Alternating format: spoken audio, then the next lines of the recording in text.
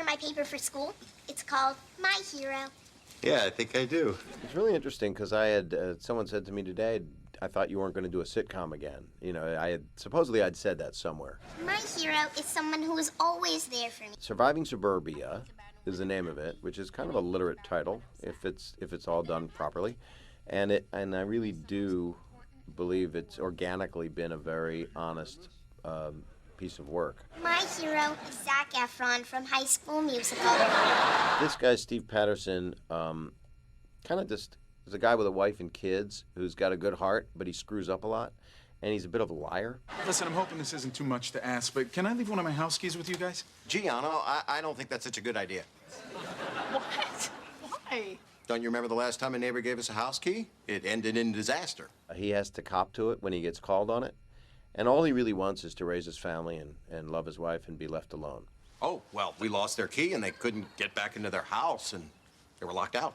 And to cope with that, he has a bit of it's not about drinking, but he does drink a bit. But he's there. He's there for his kids.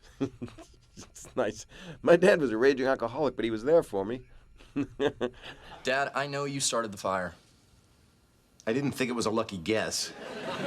So what are you gonna do? You gonna go back in there and blab to everybody like a little schoolgirl? Now, how is that not like Full House, or how is that not like a traditional sitcom? Well, my character is angry that the kid is not doing her own project, and Mom wants to make it for her. So I send a drunk email to the teacher, and that's when all hell breaks loose. Because in the show, I get drunk and I apologize for it. I go to the school and I say, "Look, Mrs. I can't remember her name. I don't know her name. It's a little too much like me sometimes." Look at this. He's got a remote but no TV. I will marry this guy.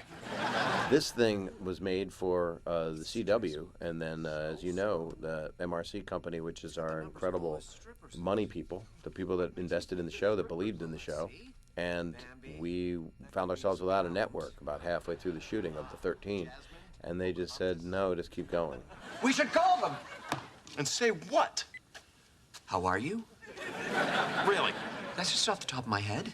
Put the phone back. No, I want to call a stripper. And then ABC saw it and tested it and just fell in love with it for real, and gave it the spot after Dancing with the Stars, which it's the jewel in the crown. It's the nicest spot we could possibly have on television. Jim, the drapes are on fire. I'm not falling for that old trick. Since when is there an old drapes is on fire trick? Help me! The first one that airs doesn't have a commercial, where they go right from Dancing with the Stars right to our living room, and we're watching Dancing with the Stars.